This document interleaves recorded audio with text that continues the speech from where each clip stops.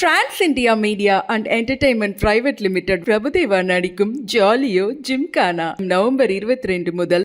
அமெரிக்காவில் அதிகரித்து வரும் பதற்றங்களால் அணு ஆயுத போர் மூலம் ஆபத்து ஏற்பட்டிருப்பதாக வடகொரிய அதிபர் கிம் ஜிங் உன் எச்சரித்துள்ளார்.